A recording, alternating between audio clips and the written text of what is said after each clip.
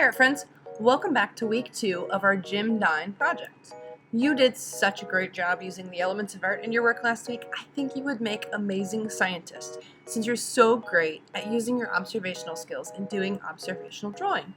You really looked closely when you were drawing details. Great job. Today we're going to be using the remaining elements of art to finish our lesson.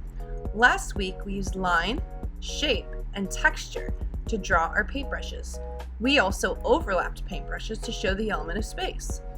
Today we're going to show the element of form and value by adding shadows and a pop of color to make it look like our paintbrushes are well-used tools. For today's lesson, you will need your drawing from last week. Remember, we drew at least 3 brushes and showed overlapping at least once. Your drawing should be outlined with a Sharpie or black pen also. In school, we'll be using charcoal to shade, but if you don't have charcoal at home, you can use a black oil pastel or even just a pencil. You'll also need watercolor paints and a brush. Remember, if you don't have paints, you can use marker and water to create the same look. Okay, let's get started. The first thing I'm going to do is take my charcoal and decide where the light source would be in my drawing. Imagine a light shining right here on my drawing. It would cast a shadow on the other side of my paintbrushes, wouldn't it? I'm just going to press firmly and create a dark area on the right side of all of my brushes. Use one finger to blend and soften your shadows. Think of Dine's work. It's really expressive and almost messy, so you don't have to aim for perfection, but you do want to create that contrast and get some really dark darks in your drawing.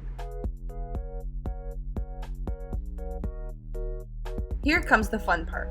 We're going to add paint to our brushes so it looks like someone is using the brushes to create a masterpiece and is setting them down after using them. Remember how Dine made it look like he was giving us a glimpse into his messy garage or art studio? Imagine dipping a brush into paint. You'll see color right at the end of the bristles.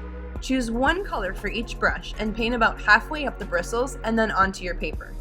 You can make it look like a puddle around the bristles, or you can make it look like a brush just painted a line on the paper right before it got set down.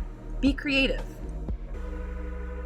When you finish with all your brushes, you can add some splatter paint by getting your paint nice and juicy and then flicking your brush. If you're at home, you may want to go outside for this part. At school, we'll use one finger to flick our brushes. It's kind of like pulling back a slingshot, except you pull back on the bristles with one finger. Get really close to the paper and then let go slowly and keep your brush close to your paper so you can aim and make sure the paint goes on your paper and not on the table. Fun! Your hands will be dirty if you did this lesson right. I hope you had fun using all the elements of art in your work and learning a little about Dine and his tools. Photograph and upload your work to Artsonia in the same gallery we used last week, Dine Paintbrushes. Stay tuned for our next art lesson. Bye!